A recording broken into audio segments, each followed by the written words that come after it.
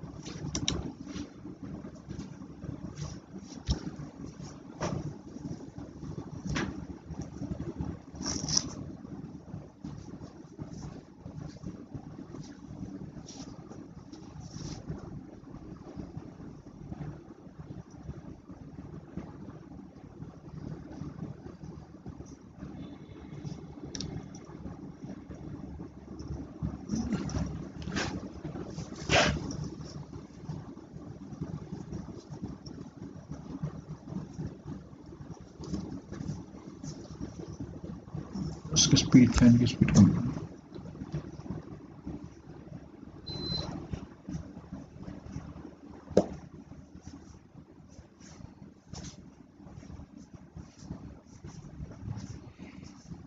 चलिए, मेरी आवाज आ रही है? अगर यस आप बोलते हैं तो मैं क्लास शुरू कर दूंगा। केवल अंकुर शुक्ला जी ने बोला है यस। बाकी आप लोग भी बताइए कि मेरी आवाज आप तक आ रही है।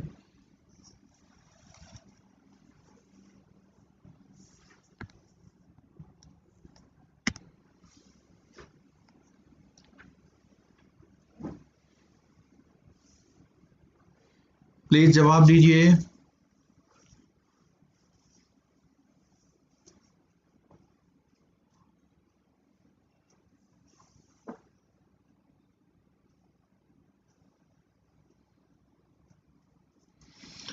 Yes, welcome. अयोन मंडल जी, कैलाश, अजिंक्य, कैलाश जी, सचिन, अंकुर, निशा, ममता गुरनानी, माहिकैन, भमेरा, पवन, पवन मिश्रा जी, पिंकू झा जी, अमृत मोहंती, संजय देवगर, केतन, प्रदीप यादव, लक्की, रवि, कंचन रावत, संजय परेल, सुरेंद्र अग्रवाल जी, जनार्दन पाल, शिव कुमार और कई सारे लोग हैं। इनका नाम लेऊंगा तो बहुत देर हो जाएगी। चलिए, आप सभी का बहुत बहुत स्वागत है इस हमारी 10वें नंबर की लाइव क्लास में। और हमने आपको प्रॉमिस किया है कि पूरा कोर्स हम जेआईबी का कराएंगे। जिन लोगों ने कोर्स कर लिया है उनके लिए भी फायदेमंद है, क्योंकि इससे बढ़िया मौका रिवीजन का आपको नहीं मिलने वाला। और जो फर्स्ट टाइम पढ़ रहे हैं, बुक रीड नहीं कर सकते, उनके लिए तो बहुत ही बेहतरीन क्लास है, क्योंकि हम सब कुछ कवर कर रहे हैं और मैं अपने एक्सपीरियंस और थ्योरेटिकल नॉलेज के बेसिस पे आपको एक्सप्लेन करने की कोशिश कर रहा हूँ। बहुत सारे इसमें जो है टेक्निकल वर्ड्स आ रहे हैं नए नए, जो आपने कभी सुने नहीं होंगे, उनका एक्सप्लेनेशन यहाँ पर हो जा रहा है।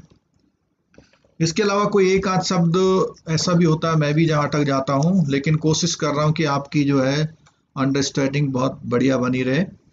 ठीक है, तो चलिए शुरू करते हैं। लास्ट हमने जो क्लास छोड़ी थी वो इंटरेस्ट रेट पर छोड़ी थी। हमने बोला था इंटरेस्ट रेट को हम वो करेंगे। तो देखिए, सबसे पहले इसमें बात कर रहे हैं इंटरेस्ट रेट की। अब इंटरेस्ट रेट इसमें जो आया है, इंटरेस्ट रेट की बात कर रहे हैं। जो पुराना हमारा चल रहा था, इंस्ट्रूमेंट चल रहे थे, eligible participants are free to decide on interest rate in call और notice money market. Calculation of interest payable would be based on the methodology given a handbook of market practices brought out by FI। ये देखो, ये बहुत important word है जो ये यहाँ ये बात हो रही जो हमारे पुराने इंस्ट्रूमेंट जो हमने पढ़े थे उसमें इंटरेस्ट रेट कैसे डिसाइड होता है, तो उसके लिए उसने बोला कि एक हैंडबुक ऑफ मार्केट प्रैक्टिसेस की है, जो कि क्या है, fix income money market and derivative association of India की है, उसके अकॉर्डिंग डिसाइड होते हैं। ठीक है, चलिए अब यहाँ पर आता है कि वो कौन कौन से इंस्टीट्यूशन है जो मनी मार्केट ओके कॉल और नोटिस मनी मार्केट में पार्टिसिपेट कर सकते हैं। तो इसमें सबसे पहले शेड्यूल्ड कॉमर्शियल बैंक है, लेकिन यहाँ पे मना किया गया है, आरआरबी को छोड़ा गया है। कोऑपरेटिव बैंक्स हैं, लेकिन उसमें लैंड डेवलपमेंट बैंक, भूमि विकास बैंक बोलते हैं, वो शामिल नहीं है, और प्राइमरी डीलर इसमें शामिल हैं।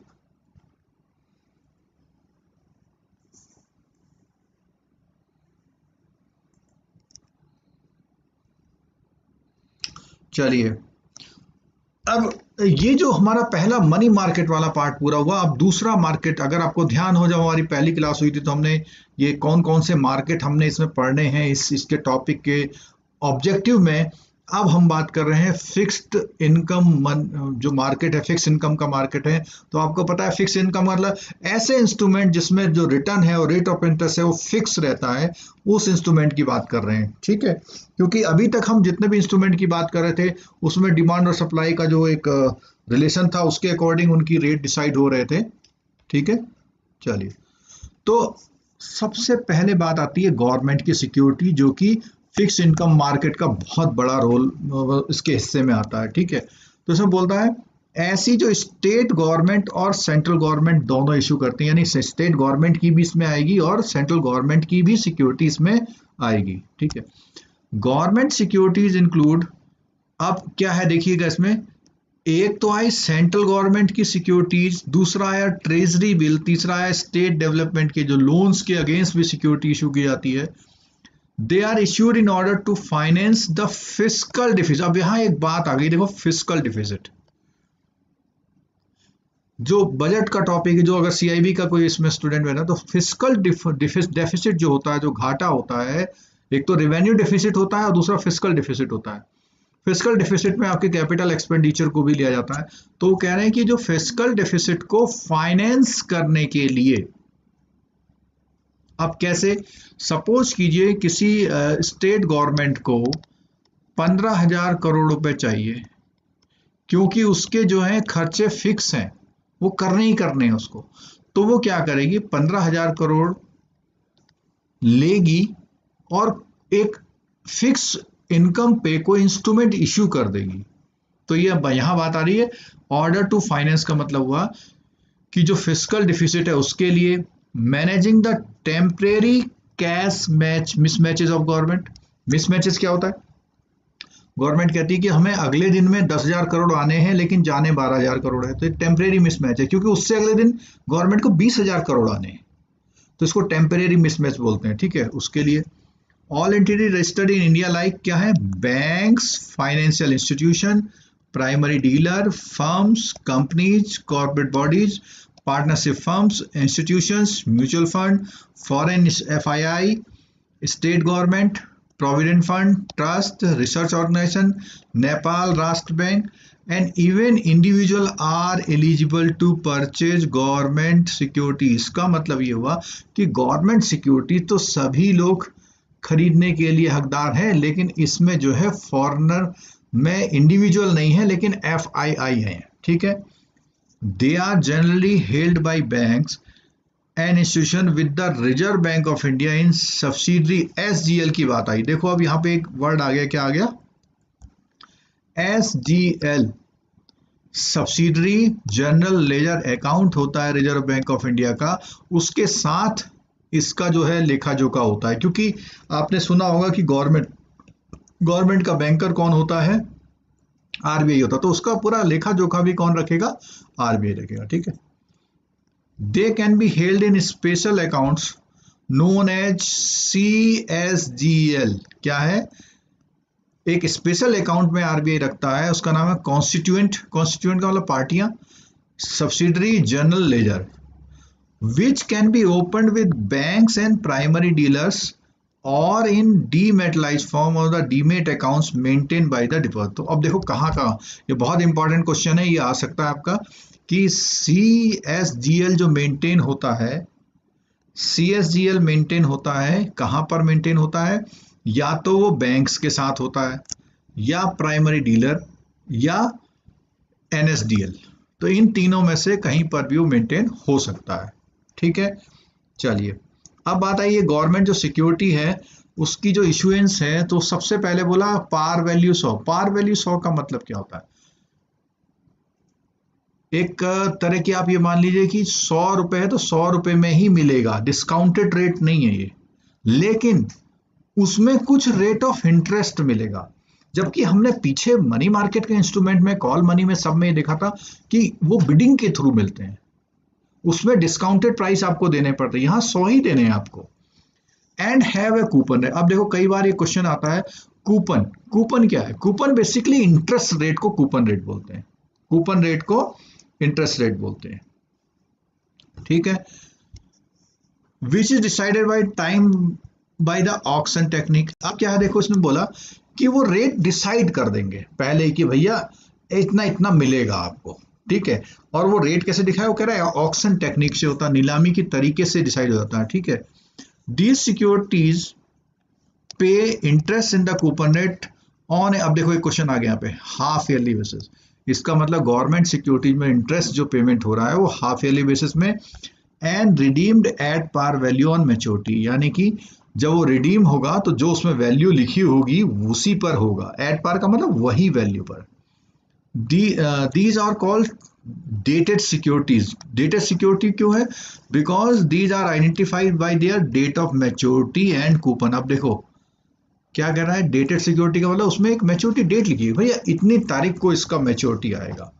अब जैसे इसमें लिखा हुआ है, ये लिखा हुआ है, इसका मतलब क्या है, 7.99% पे government of India 2017 is central government security, maturity कब हो रही हो, 2017 में, तो डेटेड सिक्योरिटी है, और उस पर ये हाफ ईयरली इस रेट पर पेबल। हाफ ईयरली का मतलब कि पूरे ईयर का तो हुआ 7.99, तो उसका हाफ कर लो आप, तो हर हाफ ईयरली में उतना रेट इंटरेस्ट आपको मिलेगा। ठीक है, तो अगर हाफ ईयरली मिल रहा है तो क्या मतलब हो रहा है, इसका कंपाउंडिंग आ जाएगी फिर उसमें।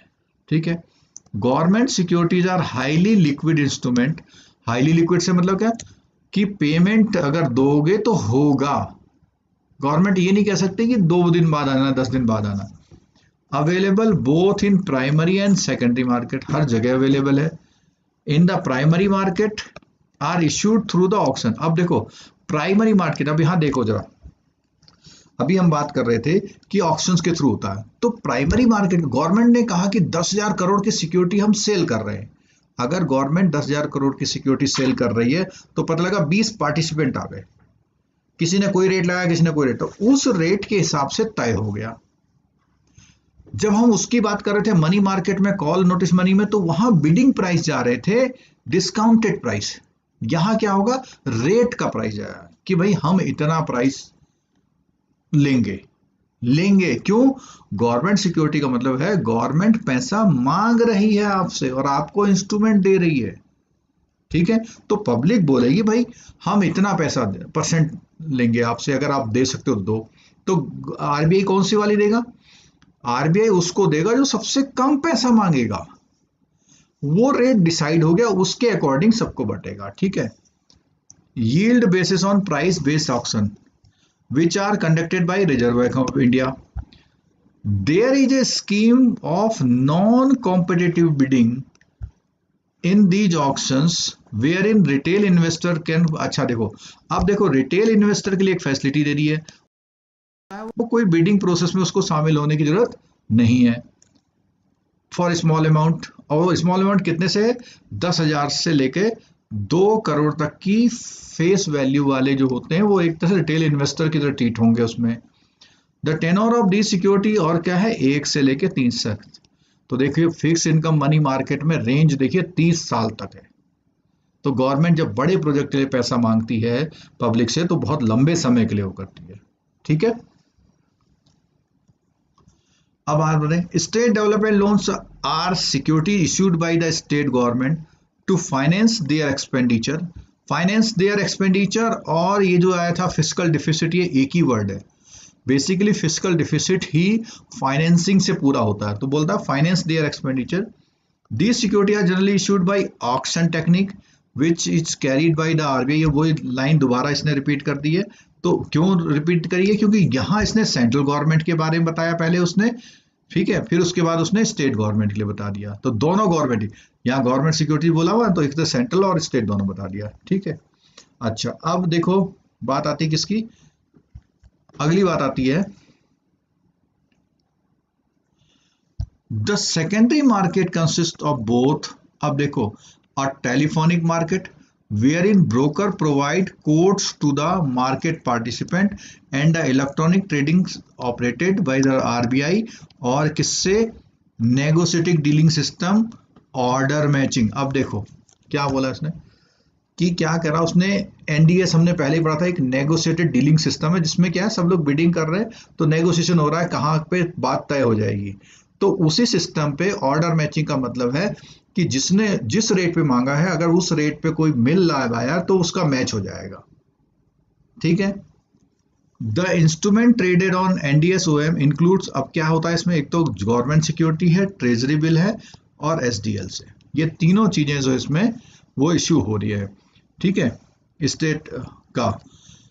The membership of this electronic system is open to most institutional player including banks, primary dealer, insurance company, financial। देखो कितने लोग आ गए इसमें इंस्टीट्यूशनल प्लेयर, इसमें आ गए इस मेंबरशिप में जो इलेक्ट्रॉनिक सिस्टम है उसके कौन कौन मेंबर हैं, bank, primary dealer, insurance companies, financial institutions, ठीक है। The settlement of all such trade takes place through the clearing. अब सीसीआईएल का नाम कल उस क्लास में भी आया था, इसमें भी आ गया। विच गारंटी द सेटलमेंट, वो कहती है गारंटी है, आप सिक्योरिटी दीजिए और पैसा वापस लीजिए, ठीक है। द ट्रेड्स का टाइमिंग है 9 to 0 और मंडे टू फ्राइडे। तो आपको पता ही है कि ट्रेडिंग का टाइम हमेशा जो है, ये जितने भी मार्केट हैं वो मंडे टू फ्राइडे ही चलते हैं, ठीक है। अब देखिए यहाँ पे क्या गया, कोटिंग का कैसा तरीका होता है, कोटिंग का तरीका होता है उसने 2027 में मैच्योर होने वाली है, रेट ऑफ इंटरेस्ट इतना हुआ है, ठीक है। ऐसे ही इसमें ये हुआ, ये अलग अलग आ गई। अब बिडिंग करने में उसने क्या करा कि 93, 94, 100 हो, आस्क बिड और आस्क रेट। बिड होते हैं बाइंग रेट और आस्क होते हैं सेलिंग रेट, ठीक है। बाइंग रेट लेने वाला रेट, और आपको पता होना चाहिए कि हमेशा सेलिंग रेट क्या होते हैं, हाई होते हैं। तो जो खरीदने वाली बात आ रही है तो खरीदने में क्या बात आ रही है, खरीदने में इतने का खरीदने को तैयार है और बेचने में महंगा। ये हमेशा रूल है मार्केट का कि बाई लो और सेल हाई। अब इसमें आ गया तीसरा नंबर, देखिए ये जो है 4 पॉइंट फिक्स इनकम मार्केट में पहला है 431। इसका मतलब ये जो 432 है ये भी फिक्स इनकम मार्केट का है। क्यों फिक्स इनकम का है, क्योंकि इस बॉन्ड में भी क्या होती है, इनकम फिक्स होती है। और कौन से बॉन्ड हैं, कॉर्पोरेट। तो कॉर्पोरेट बॉन्ड एक तरह से एफडी होती है, जैसे बैंक में एफडी होती है। बस ये फर्क क्या है कि बैंक में आप पैसा बैंक में जमा करते हैं और कॉर्पोरेट में आप किसी कॉर्पोरेट को पैसा देते हैं। वो कॉर्पोरेट एक एफडी टाइप का आपको देता है जिसको बॉन्ड बोलते हैं, ठीक है। The corporate debt market India is a nascent stage, यानी कि अभी मतलब थोड़ा अर्ली स्टेज में है, ठीक है। इन टर्म्स ऑफ एन किस चीज में नेसेंट है कि प्राइस डिस्कवरी वाले मैकेनिज्म में अभी वो नया है। As well as market participant, माने मार्केट में पार्टिसिपेट करने का बहुत बड़ा रोल इसका नहीं है। Primary corporate debt market is dominated by finance companies and relatively very small amount of funds are raised by the manufacturing and other services industries through this। वो कह रहे हैं कि इसमें जो मेन प्लेयर है वो फाइनेंस कंपनी जो है, एनबीएफसी बोलते हैं जिसको, वो फाइनेंस कंपनी ज़्यादा इसमें रोल प्ले करती है और बहुत छोटे अमाउंटों की मैन्युफैक्चरिंग यूनिट भी इसमें रेज करने आती है। Indian firm are still seeking bank finance, क्योंकि वो कह रहे हैं कि इंडिया की जो फर्में होती हैं उनको तो सबसे बढ़िया लगता है कौन सा, बैंक का लोन। और ये कौन ले रहे हैं, मैंने अभी पहले बताया था, ये कौन ले रहे हैं, कॉर्पोरेट ले रहे हैं। तो जो कॉर्पोरेट लोन ले रहे हैं वो बैंक से लोन लेना ज्यादा इजियर समझते हैं, ठीक है। वो ज्यादा इजियर समझते हैं कि भाई बैंक से ले लो लोन, ठीक। अब अगर बात करें आगे, fund requirement N efficient bond market would help corporate reduce there financing cost. देखो क्यों करेगा, देखो फर्क समझो। बैंक से लोन लेंगे तो बैंक में क्या होता है, प्रोसेसिंग फी होती है, इंस्पेक्शन चार्जेस होते हैं, अदर चार्जेस होते हैं, और प्लस वो इंटरेस्ट रेट होता है। लेकिन जब आप सिक्योरिटी लेते हैं तो सिक्योरिटी में ऐसा कोई प्रोसेसिंग फीस नहीं है। आपने पैसे लिए और उनको सिक्योरिटी दे दी, मैच्योरिटी पे आपको पेमेंट करना है। And allow them to structure their asset liability profit better profiles better. A well developed corporate bond market is also necessary for long term. आप क्या कह रहा है कि जो जो हमारा कॉर्पोरेट बॉन्ड मार्केट है उसके लिए क्या है, ऐसा जरूरी है कि वो क्या करे, लॉन्ग टर्म की फाइनेंसिंग दे कॉर्पोरेट, जिससे वो बड़े बड़े अपने प्रोजेक्ट को रन कर पाए। ठीक, अच्छा आगे हम बात करते हैं। Overall the corporate bond market in India comprises bonds issued by various corporation for their normal business activities. Exam, अब देखो कौन कौन से हैं, कि वो कौन कौन से कॉर्पोरेट हैं जो ऐसा करते हैं। देखो पब्लिक सेक्टर पे पीजीसी, पीएफसी, अब इसका अब जो दो तीन के नाम तो मुझे पता है, जैसे रूरल इलेक्ट्रिसिटी कॉर्पोरेशन है, एनटीपीसी है, ठीक है। तो ये क्या है, स्टेट के या सेंट्रल के अपने जो है पब्लिक सेक्टर के एंटरप्राइजेज हैं। अब public sector bank for augmenting tier 1 और tier 2 capital, SBI and associate है। तो अब बैंकों की बात आई, तो पहले तो बात आया कि उनके एग्जांपल जो बिजनेस एक्टिविटी में कौन कौन है, वेरियस कॉर्पोरेट में, एक तो आया पब्लिक सेक्टर, अब ये भी आया बैंक भी कॉर्पोरेट में आया। ठीक है, कैसे, ये वाले बैंक इतने नाम दे दिए इसने, ठीक है। अब उन्होंने कहा प्राइवेट सेक्टर बैंक भी, और लेकिन ये उठाएंगे तो ये पैसा काहे के लिए उठाएंगे, ये अपने लोन बांटने के लिए पैसा नहीं उठाएंगे इससे, ये उठाएंगे तो टीयर 1 और टीयर 2 की कैपिटल को पूरा करने के लिए। आपको पता है बार बार गवर्नमेंट कहती है हमारे पास पैसा नहीं है, तो इसलिए कमजोर बैंकों को वो मर्ज करने की बात करती है। तो यहाँ एक सुविधा उनको दी है, अगर उनका फंडिंग की प्रॉब्लम आ रही है तो वो ऐसे पैसा उठा सकते हैं। ठीक है, और ये सारे लोग कर्जा लेने वाले हैं, ये वो कॉर्पोरेट हैं जो कर्जा लेना चाह रहे हैं, उसके बदले में आपको बॉन्ड इश्यू करेंगे। ऑल इंडिया के फाइनेंशियल इंस्टीट्यूशन है, कुछ प्राइवेट सेक्टर की कंपनी है, ये देखो ये प्योरली कॉर्पोरेट आ गए। इसी तरह आपको पता है हाउसिंग बड़ फाइनेंस कंपनी पैसा कहाँ से लाती हैं, तो हाउसिंग फाइनेंस कंपनी हो गई, ये सारी हाउसिंग फाइनेंस कंपनी हो गई। एनबीएफसी पैसा कहाँ से लाती है, ये सब कॉर्पोरेट बॉन्ड मार्केट से पैसा उठाती है।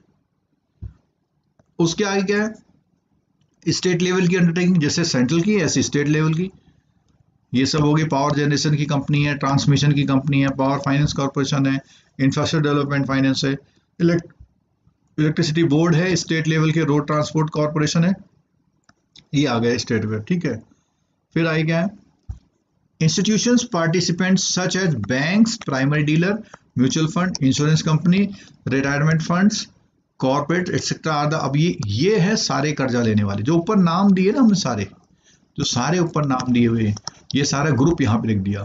ठीक है, उसके बाद क्या है, corporate bond are price at the spread. अब स्प्रेड समझ लीजिए,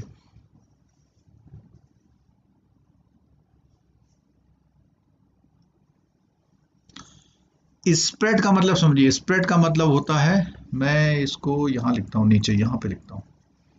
स्प्रेड का मतलब होता है कॉस्ट ऑन डिपॉजिट और इनकम ऑन एडवांसेस।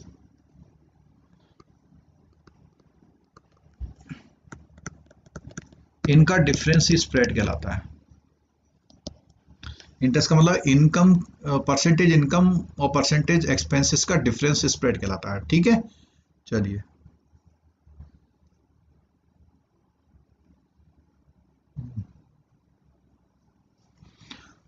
चलो और आगे बढ़ते हैं यहाँ पे। हाँ, over A corresponding government security depending on the level of perceived risk. तो अब वो गला है, एक तो गैप हो कि भाई हम इतना पैसा उठा रहे हैं मार्केट से, पब्लिक को कितने में देंगे, तो वो गैप देख के तय करते हैं कि गैप मुझे सही मिल रहा है या नहीं मिल रहा। पता लगा कि बाहर रेट ऑफ इंटरेस्ट पब्लिक ले रही है 6% में और आप यहाँ से 5 में उठा लो, तो बीच का जो 1% है उससे आपका खर्चा होगा या नहीं होगा आप देखोगे, नहीं होगा तो नहीं उठाओगे वहां से। ठीक है, दूसरा परसीव्ड रिस्क, कि ये पैसा जो जो कंपनी पैसा ले रही है वो कितना रिस्क में है। अगर ज्यादा रिस्क में होगी तो उसका रेट क्या होगा, ज्यादा होगा। This is because these bonds are not sovereign and are serviced by the entity issuing them and carry a risk. अब देखो, नॉट सोवरेन का मतलब समझिए। नॉट सोवरेन का मतलब इसका, ये इन बॉन्ड्स का मालिक गवर्नमेंट नहीं है। इसका मतलब क्या है, गवर्नमेंट नहीं है तो रिस्क शुरू हो गया। इसीलिए बोला रिस्क और डिफॉल्ट की बात कर रहा है। On the part of the entity is in fulfilling it's interest और प्रिंसिपल पेमेंट ऑब्लिगेशन। ठीक है। Next, corporate bond usually carrying A rating. अब ये रेटिंग की बात आ गई, क्योंकि आपको पता है जो रेटिंग एजेंसीज होती हैं वो इन्वेस्टमेंट को, जो बॉन्ड्स होते हैं उनको, लोन्स को, सब चीजों को क्या करती है, रेट करती है। ठीक है। हम्म।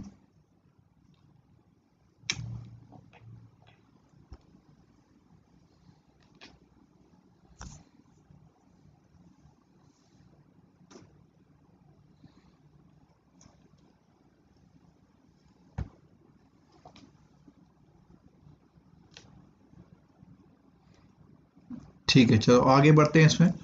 as specified by the rating agencies depending on the variety of fundamental factors pertaining to the। अब कह रहा है कि भाई वो जो रेटिंग एजेंसी होगी उस कंपनी के फंडामेंटल फैक्टर्स को ध्यान में रख के ही उसकी रेटिंग देगी। These rating indicate the level of risk default issuer, यानी उस रेटिंग से पता है कितना डिफॉल्ट कर सकता है। With triple A indicating highest safety. अब देखिएगा, ट्रिपल ए हाईएस्ट सेफ्टी है, डी जो है लोएस्ट सेफ्टी पे है, मतलब उसमें प्रोबेबिलिटी ऑफ डिफॉल्ट ज्यादा है, वेरी हाई है। ठीक है। However bonds up to the rating B are categorised. अब क्या कह रहा, देखो वैसे तो उसने बोला है कि डी तक चलता है, डी तक रेटिंग देती है, लेकिन इन्वेस्टर जो होता है वो ट्रिपल बी तक ही जाता है, उससे नीचे नहीं जाता। उससे फिर क्यों रिस्क लेगा इतना। Rating on the bond is revived by the rating agencies on a periodic basis। ठीक है। There are different type of bonds in the market depending on the nature of payment, interest, maturity। अब कहता है कि nature of interest और maturity के हिसाब से कई तरह के बॉन्ड है। और फिक्स इंटरेस्ट सिक्योरिटीज है, फिक्स इनकम इंटरेस्ट सिक्योरिटीज है with pull and call option. Fix interest security where the maturity amount is received. 67 लोग हैं, 41 लाइक्स हैं। जरा लाइक्स लगा लिए, आपके ब्लड का लाइक्स बटन दबा दिए, थोड़ा सा ब्लड सर्कुलेट हो जाएगा तो फिर आप ध्यान पे आ जाएंगे पढ़ने, क्योंकि इतनी देर में तो ध्यान भटक गया होगा। कई लोगों के जो है व्हाट्सएप में टू टू बोलने लग गया होगा, कई लोगों ने फेसबुक देख लिया होगा इस बीच में। अगर आप जेआईबी करना चाहते हैं तो जो ये क्लास चल रही है सारी दुनियादारी छोड़ दो। टाइम को हम इसीलिए 10 बजे रख रहे हैं। आप खाना खाने वाले हैं, आप खाना बनाने वाले हैं। खाना बनाने वाले हैं तो बना के आ जाएं, बना खा के आ जाएं, और खाना खाने वाले हैं तो खा के आ जाएं। इस समय होना चाहिए जो 1.5 से 2 घंटे जो क्लास चली, कोई एक्टिविटी नहीं, सिर्फ यहाँ गारंटी है कि आप इसको अकेले नहीं पढ़ सकते। और जो अकेले पढ़ सकते हैं वो हमारी लाइव क्लास में नहीं है, क्योंकि वो पढ़ सकते हैं। आपको पता है कितने लोग पढ़ सकते हैं, इस तरह का थ्योरी कितने लोग पढ़ सकते हैं। तो इसलिए जो है लाइक्स जो है वो दबा दीजिए, थोड़ा सा प्रेस हो जाएगा।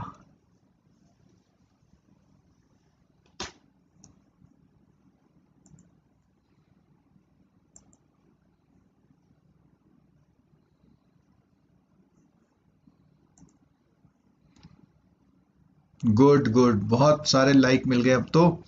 और बहुत सारे लोगों ने पहले से लाइक किया हुआ था, बिल्कुल उनके लिए थैंक यू वेरी मच। और मैं आपको ये भी कहना चाह रहा हूँ, ये तो केवल मैं साइकोलॉजिकल आपको बीच में रोकता हूँ कि कहीं दूर तक आप चले गए तो वापस आ जाइए।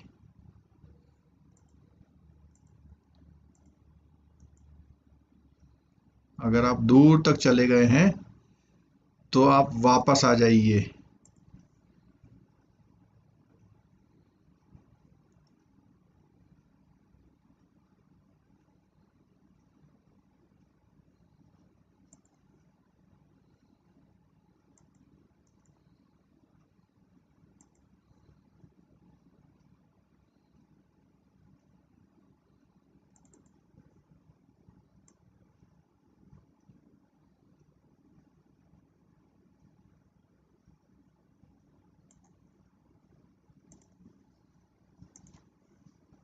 चलिए दोबारा हम आते हैं अपनी रिदम में। थोड़ा सा रिवाइज भी मैं कर दूं कि हम बात कर रहे थे किस चीज़ की। हम बात कर रहे थे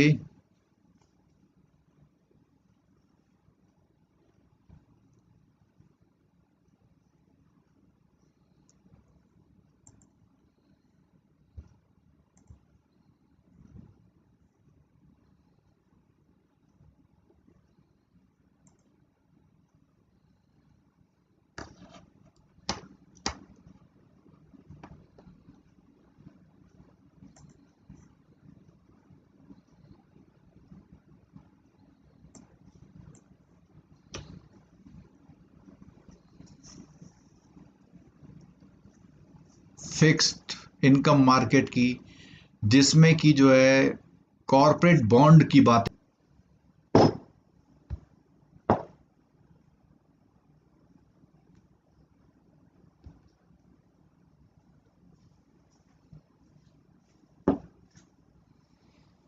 चलिए आराम लेने लग गया था। ओबीएस मतलब ओपर open source broadcasting software, OBS, जिससे हम लाइव क्लास लेते हैं। ठीक है, चलिए। तो वो ये कह रहे थे कि इसका जो पेमेंट है,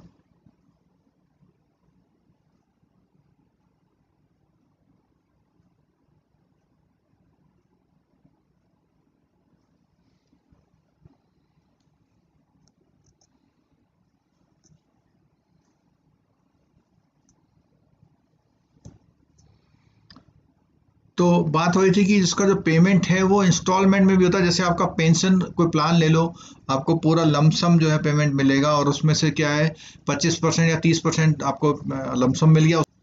इसका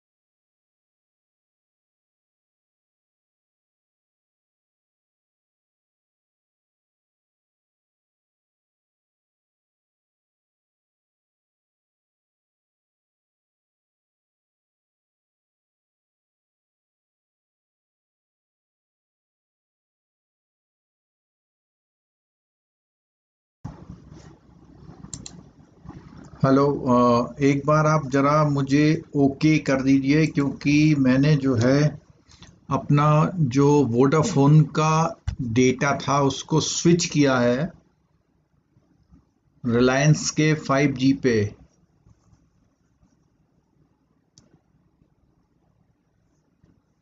please answer voice is okay. Okay, good. चलो, तो ये इंटरप्ट हो गया था। तो मैं बात कर रहा था कि मैच्योरिटी जो है इंस्टॉलमेंट्स में भी मिल सकती है। उसके अलावा इसका जो बॉन्ड होता है वो फ्लोटिंग रेट पे भी हो सकता है कि मार्केट के हिसाब से बढ़ता घटता रहे। जीरो कूपन बॉन्ड्स भी हो सकता है। जीरो कूपन बॉन्ड का मतलब जिसमें इंटरेस्ट रेट का जिक्र नहीं होता है। ठीक है। अच्छा, उसके बाद क्या है, एक स्ट्रिप्स है bonds with same coupon but varying maturity. अब देखिए इसमें क्या है कि उसमें रेट ऑफ इंटरेस्ट जो है वो तो सेम है, लेकिन कुछ अमाउंट आपका 10,000 रुपए आपका 1 ईयर के लिए है, 20,000 आपका 2 ईयर के लिए है, 60,000 60,000 आपका 3 ईयर के लिए। तो क्या है कि उसमें रेट सबका पता लगा 6.2 6.05 है, लेकिन उनकी मैच्योरिटी अलग अलग है टुकड़ों टुकड़ों में। ठीक है, हाइब्रिड बॉन्ड्स हो सकते हैं। फिर बोलता है, अब हाइब्रिड बॉन्ड में बोलता है क्या क्या है, frequency of interest payment could be annual, semi annual, quarterly और मंथली और जीरो कूपन बॉन्ड। इसका मतलब ये क्या है कि ये बहुत सारी वैरायटी के होते हैं, जो फिक्स इनकम के जो इंस्ट्रूमेंट्स होते हैं बहुत सारी वैरायटी के होते हैं। कॉर्पोरेट बॉन्ड की बात हो रही है जो, all bonds are issued on held in demat से। अब ये क्या है, ये जो कॉर्पोरेट बॉन्ड होते हैं डीमेट फॉर्म में होते हैं। और देयर आर 2 सेंट्रल डिपॉजिटरी, और ये बात पिछली क्लास में भी आई थी कि 2 सेंट्रल डिपॉजिटरी हैं, कौन कौन सी हैं हमारी, NSDL और CDSL। ठीक है, आगे, where bonds are held in electronic form. Trading in the corporate bonds market is done either through the telephone using services of institutional broker और डायरेक्ट ट्रेड। तो ये कह रहा है इन कॉर्पोरेट बॉन्ड की टेलीफोनिक सर्विसेज है या direct trade between institutional buyer seller के बीच में ही हो जाता है। ठीक है, अच्छा अब नेक्स्ट आ रहा है, देखो 433 क्या आ रहा है, interest rate derivative. Interest rate derivative, अब यहाँ डेरिवेटिव को समझ लीजिए आप जरा। देखिए डेरिवेटिव का मतलब होता है किसी मेन प्रोडक्ट से थोड़ा थोड़ा बदलाव कर, थोड़ा थोड़ा डेविएट करके, थोड़ा थोड़ा नया नया चीज डाल के उसको नया प्रोडक्ट बना देना डेरिवेटिव। जैसे एप्पल है, एप्पल का जैम भी है, मुरब्बा भी है, च्यवनप्राश भी है, जूस भी है। ठीक है, तो ये सब क्या हो गया, ये एक तरह से एप्पल के डेरिवेटिव्स हो गए। ठीक है, तो इंटरेस्ट रेट डेरिवेटिव यानी ऐसे इंस्ट्रूमेंट जिसमें इंटरेस्ट रेट का खेल होता है। क्या, an interest rate derivative is an instrument where the underlying asset is the right to pay or receive usually notional amount of money at the given interest rate। यानी उसमें interest rate का जिक्र होना चाहिए। तो कोई भी डेरिवेटिव इंटरेस्ट रेट डेरिवेटिव कब कहलाएगा, जब उसमें इंटरेस्ट रेट की चर्चा हो। ठीक है बेसिकली सब इन्वेस्टमेंट के इंस्ट्रूमेंट। तो क्या बोलता है, BIS bank for international settlement estimated that the notional amount outstanding इतना, वर्थ कितनी है, इतने trillion for the OTC over the counter. OTC का मतलब over the counter interest rate contract, इतने trillion for OTC interest rate swap. अब ये बोल रहा है कि एक डेटा दे रखा है कि $494 ट्रिलियन का जो है over the counter interest rate contract था, और $342 trillion over the counter interest rate swap था। तो 2 इंस्ट्रूमेंट हो गया अब एक तरह से। According to the ISDA 80% of world top 500 company in April ने use interest rate derivative to control their cash flow. अब देखिएगा यहाँ पे कैश फ्लो को कंट्रोल करने का मतलब कि आपका आना कैश का और जाने में क्या हो जाए, प्रॉब्लम हो जाए, यानी कि आना कम हो जाए। तो वो क्या करेंगे, वो कैश फ्लो को, जिसका आना कम हो जाए वो उधार लेगा, जिसका जाना कम हो जाए, जिसका आना कम हो जाए वो तो उधार लेगा, जिसका आना ज्यादा हो जाए वो इन्वेस्टमेंट करेगा कहीं पे। ठीक है, interest rate derivative are used in the following broad area. अब देखो कौन से, देखो ये क्वेश्चन इंपॉर्टेंट है। इंटरेस्ट रेट डेरिवेटिव के लिए 3 है। एक तो है हेजिंग एक्सपोजर। हेजिंग का मतलब होता है कि एक तरह से सुरक्षा करना, बाड़ा लगाना। हेज माने होते हैं झाड़ी होता है, तो हेजिंग एक्सपोजर के लिए करना। कुछ लोग इन्वेस्टमेंट के लिए नहीं कर रहे कि हाँ हम कुछ पैसा यहाँ पे इसलिए रख देते हैं कि भाई इतना नुकसान ज्यादा ना हो, एक लिमिटेड हो अगर हो तो। Adding greater certainty and replacing risk normally associated with the interest rate and currency exposure. वो कहता है कुछ पैसा यहाँ पे इसलिए डालते हैं, greater certainty and replacing risk normal है, जहां पर बिल्कुल आ ही जाए पैसा। अब पता लगा कहीं पैसा लगा दिया, 10% बोला, मिला ही नहीं समय पे। ठीक है, ऐसी रेजिंग कैपिटल, कभी कभी कैपिटल को रेज करने के लिए, reducing the cost of capital by exploiting funding differential between countries currency and funding sources. तो कह रहा है कि पैसा उठाने के लिए कहां कहां से कई सारी कंट्री के बीच में, करेंसी के बीच में वो चेंजिंग करते रहते हैं। अगली बात है investing, allowing user to express their market views efficiently, enhancing yield and achieving portfolio। कहीं पे सिर्फ इन्वेस्टमेंट पर्पज के लिए करते हैं। तो तीन चीजों के पर्पज के लिए क्या बोल रहा है वो इंटरेस्ट रेट डेरिवेटिव में। पहला बोला हेजिंग एक्सपोजर, दूसरा बोला रेजिंग कैपिटल, और तीसरा बोला इन्वेस्टिंग। तो तीन पर्पज से इंटरेस्ट रेट की बात होती है, ठीक है। अब पहला इंटरेस्ट रेट का डेरिवेटिव आ गया इंटरेस्ट रेट का स्वैप। स्वैप माने होती है अदला बदली। देखो बहुत सिंपल सा है, वो कहता है बिटवीन टू का काउंटर पार्टी, बोलता है to make periodic payment to the other for an agreed period of time based upon a notional amount of principal. The principal amount is notional which is never exchanged but is required in order to compute the actual cash amount that will be periodically exchanged। तो क्या कह रहा है, exchange बात आ गई कि swap का मतलब क्या हुआ, एक्सचेंज करता रहता है। अब क्या बोलता है, इंटरेस्ट रेट स्वैप में बोल रहा है a series of payment calculated by applying a fix rate of interest to a notional principal amount is exhausted for a stream of payment similarly calculated but using a floating rate of interest। अब देखो क्या है यहाँ पे, एक fix rate और एक floating rate, इन दोनों के बीच में स्वैपिंग होना। कहने का मतलब क्या हुआ, एक series of payment fix rate की है और एक दूसरी सीरीज ऑफ पेमेंट क्या है, वो क्या है, फ्लोटिंग रेट की। दो चीजों का मिक्स होना। This is a fixed for floating interest rate swap, यानी पहला फिक्स है और दूसरा क्या है, floating. Alternatively both series to be exchange could be calculated using floating rate of interest but floating rate that are based on different underline indices.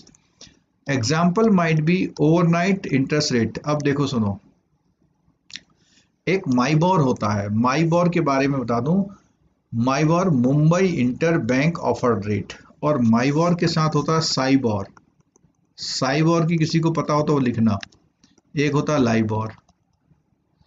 तो जब हम इंटरेस्ट रेट स्वैप की बात कर रहे हैं तो कह रहा है कि माइबोर का जो ओवरनाइट इंटरेस्ट रेट है उसके अकॉर्डिंग होता है, and commercial paper and treasury bills, this is form of interest rate swap is known the basis of the money market swap. क्या बोला, देखो पहला तो बोला उसने क्या है कि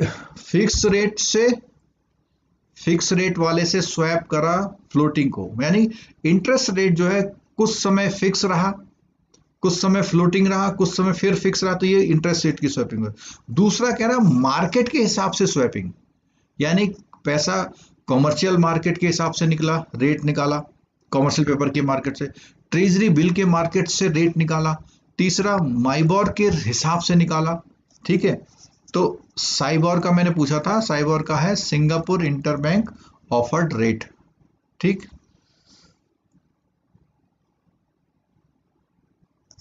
ऐसा हो सकता है क्लास बहुत टेक्स्ट उसमें चल रही हो, बोरिंग भी लग रही हो, लेकिन मेरी रिक्वेस्ट है कि प्लीज इस क्लास में बने रहो, कुछ कुछ सुन लो, कहीं ना कहीं लिंक होता है।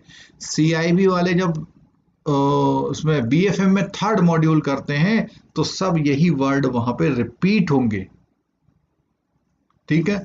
तो इसलिए आपसे गुजारिश है कि क्लास में बने रहे। हर क्लास बहुत ज्यादा इंटरेस्टिंग नहीं हो सकती, इसमें क्या है, फैक्ट्स हैं, सारे फैक्ट्स हैं। चलिए, in India interest rate swap are commonly traded in two benchmark. अब इंडिया में टू बेंचमार्क हैं, एक है माइबोर, एक है माइफोर, ठीक है। तो इन दोनों के रेट्स में स्विचिंग होना कहलाता है इंटरेस्ट रेट स्वैप। अगला आ गया ओवरनाइट इंडेक्स स्वैप। एक क्या आ गया, overnight index swap. This swap consist of exchange of fix rate for NSE MIBOR। The tenor of the swap may be extended from 1 month to 10 year। However, the most actively traded है 1 से 5। कहता है कि जो है ये swap का जो टेनोर है, कितने उसमें स्वैपिंग होगा, वो 1 से 10 साल, 1 महीने से 10 साल है, लेकिन मोस्टली वो 1 साल से 5 साल वाले में करते हैं, ठीक है। The MIBOR rate is compounded daily and the interest on notional payment generally is exchange half. अब देखो वो कहता है कंपाउंड तो डेली हो रहा है, लेकिन एक्सचेंज कब होता है, वो कहता है हाफ ईयरली में। ठीक है। The OIS swap rate track the underlying government security yield और relevant maturity. The market witnesses average daily volume of कितना, वो कहता है कि यहाँ पे जो है इस ओवरनाइट इंडेक्स स्वैप में लगभग 6000 से 8000 करोड़ का ट्रांजेक्शन हो रहा है, जिसमें foreign bank, private sector bank, primary dealer और कुछ नेशनलाइज्ड बैंक भी इसमें पार्टिसिपेट करते हैं। अब पहला तो आया इसका ये ओवरनाइट इंडेक्स स्वैप, अब दूसरा आ गया माईफॉर। तो माईफॉर में जो FOR है वो निकल के आ गया फॉरवर्ड ऑफर्ड रेट। ठीक है।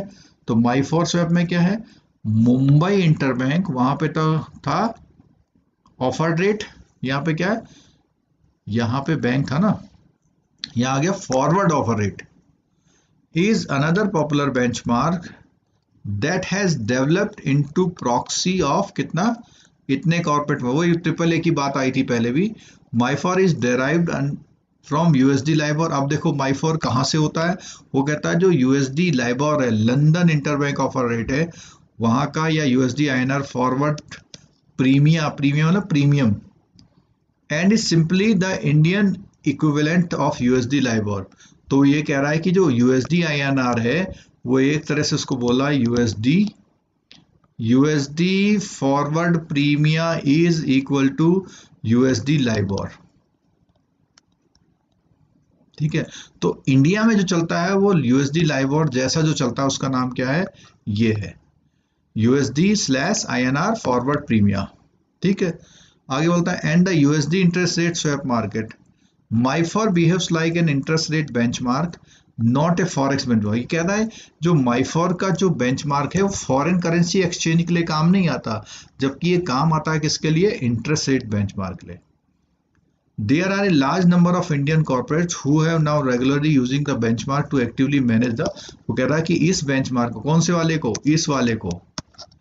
इस वाले को USD लिख दे रहा हूं यहाँ पे INR फॉरवर्ड प्रीमियम। ठीक है।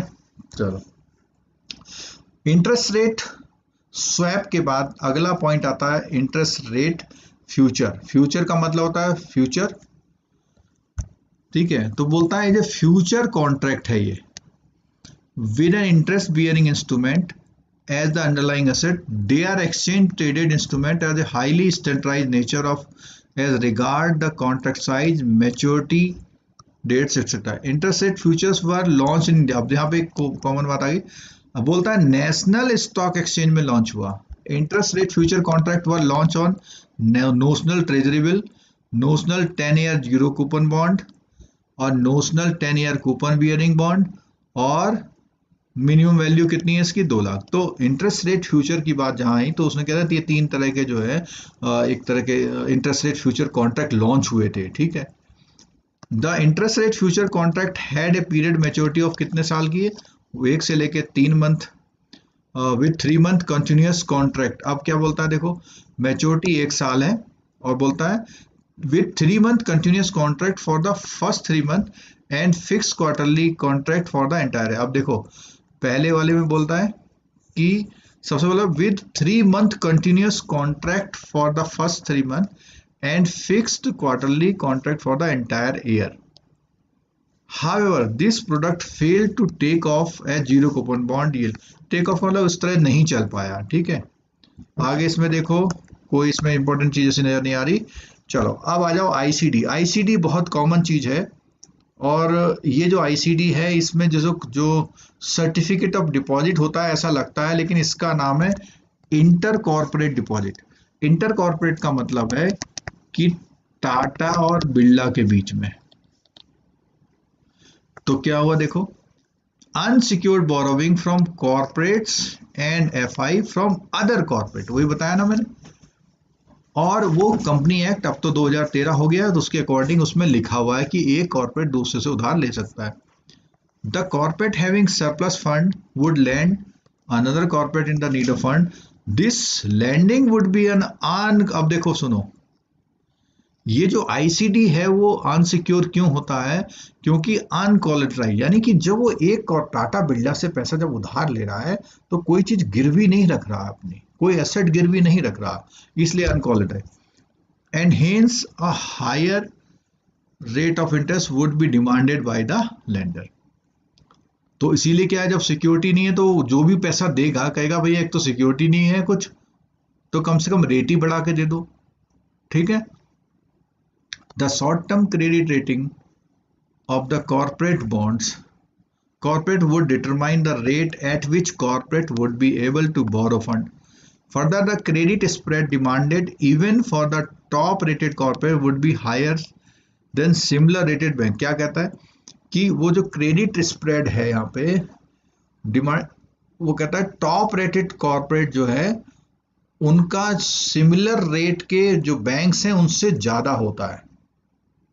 सिमिलर रेट के जो रेटिंग होती है ना, बैंकों की सेम रेटिंग है, कॉर्पोरेट की सेम रेटिंग है, तो फिर भी कह रहा है जो कॉर्पोरेट का रेट होता है वो ज्यादा होता है।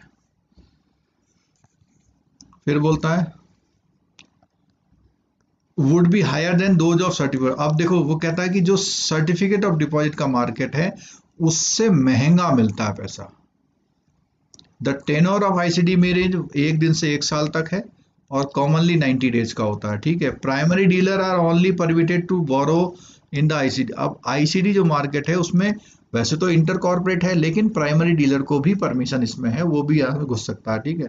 Borrowing under ICD is restricted to 50। अब देखो यहाँ पे एक बात आ गई, क्या आ गई कि कोई भी अपने नेट ओन्ड फंड का 50% तक क्या कर सकता है, आईसीडी के से बोरोइंग ले सकता है। चलिए जी, बहुत इंपॉर्टेंट और इंटरेस्टिंग चीज आ गई है।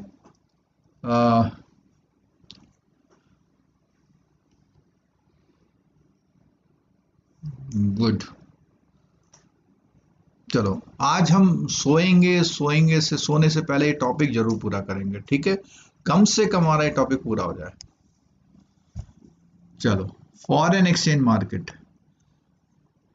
Foreign exchange market is a interbank top, तुक से पिन ये छोड़ दीजिए, हिस्ट्री छोड़ दीजिए इसमें, और जहां मैं अंडरलाइन करूंगा वहां देख लीजिएगा आप।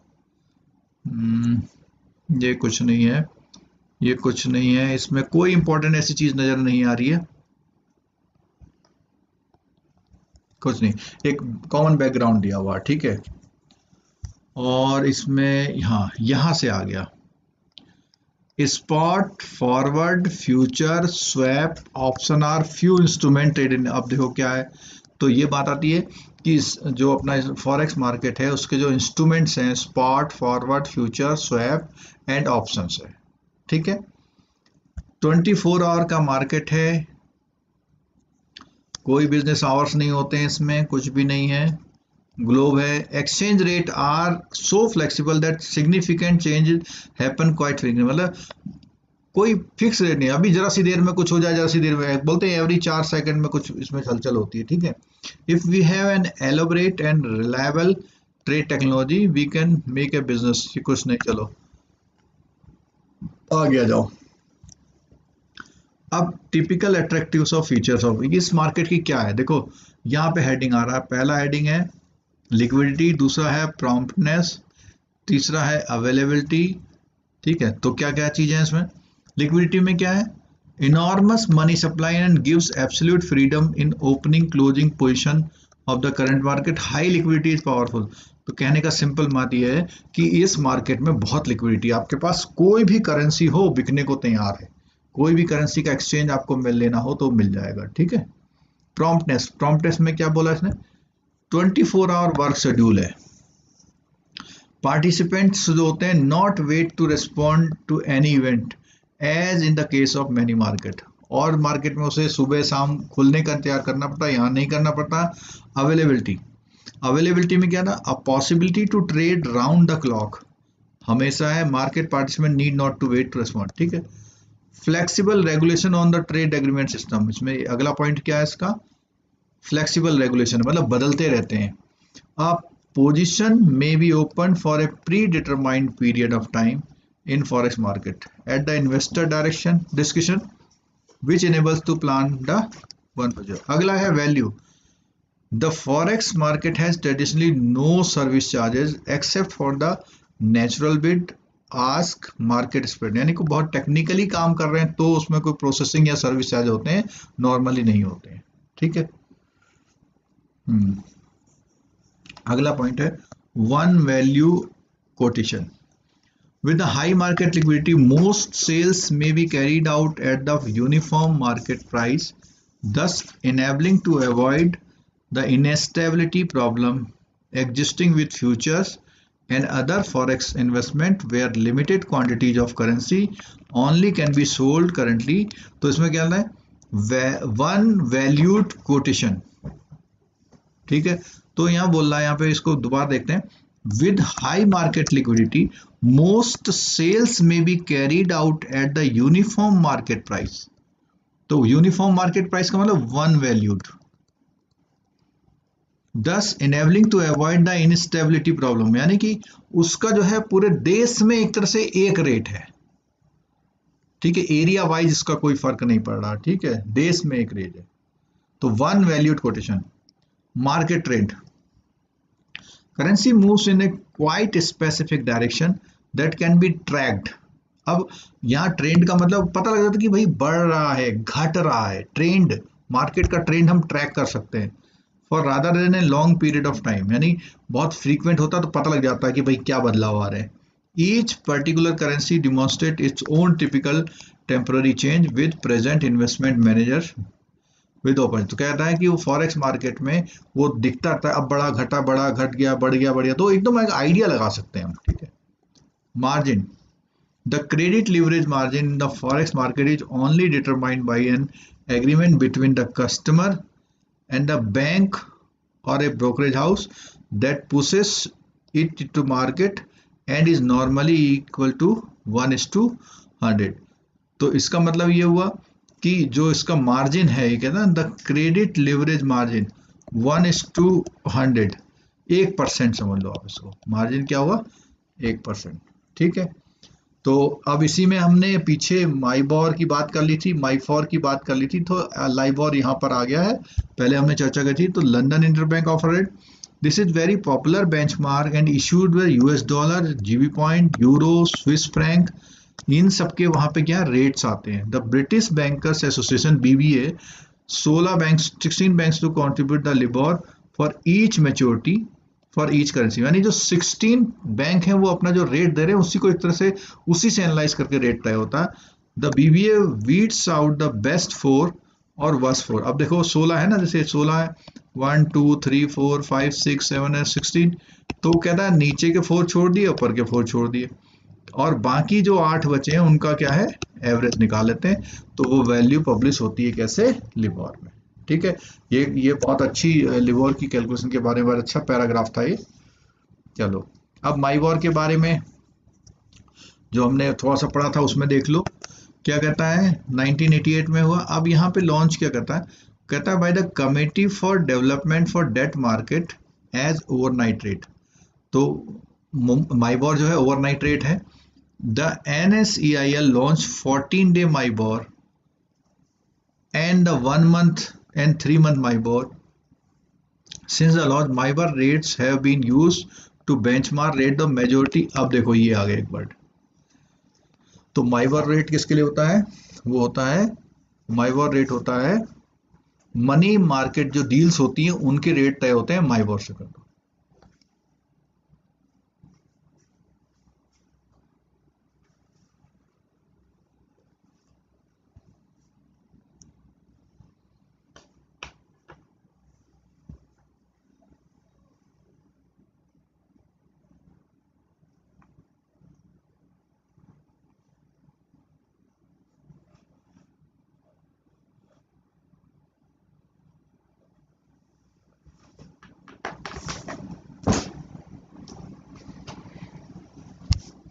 चलिए तो आगे है, this is the interest rate at which bank can borrow funds in a marketable size from the other banks Indian interbank market। MIBOR is calculated every day by, अब देखो ये क्वेश्चन आ गया। MIBOR जो है national stock Exchange daily basis पे वो करता है as weighted average of lending rates of group of banks and fund lend to the. अब देखो सुनो, वो कह रहा है कि जो जो लैंडिंग रेट्स होते हैं एक ग्रुप ऑफ बैंक से, जैसे लाइबोर में भी क्या किया, 16 बैंक थे, 16 बैंकों में से 4 ऊपर कटा दिए, 4 नीचे के, बीच के 8 का ले लिया। तो ऐसे ही माइबोर भी क्या करता है, जो एक ग्रुप ऑफ बैंक है उनके जो फर्स्ट क्लास बोरोवर के जो फंड लैंडिंग रेट है, फर्स्ट क्लास बोरोवर मतलब बिल्कुल जो ऐसा बोरोवर है, जेन्युइन बोरोवर। अब मान लिया कोई बहुत रिस्की बोरोवर, तो उसमें तो रेट बहुत ज्यादा हो जाएगा ना। Currently there are 2 calculating agents of the benchmark. एक देखो अब कौन कौन है, एक तो एक है राइटर्स है और दूसरा क्या है एनएससी। दो है, राइटर्स और एनएससी। द NSC MIBOR benchmark is more popular of the two and is based on the rate polled by NSC from the representative of panel of 30। of कितने ग्रुप ऑफ बैंक की बात हुई थी, तो ये जो बात आई थी यहाँ पे ग्रुप ऑफ बैंक में 31 जो ग्रुप है वो करते हैं। ठीक है, चलिए जी, बहुत इंपॉर्टेंट चीज आ गई जेआईबी सीआईबी सभी के लिए, FEMA, foreign exchange management act, जिसको हम पहले फेरा के नाम से जानते थे, और 99 से इसका जो एक्ट का नाम है वो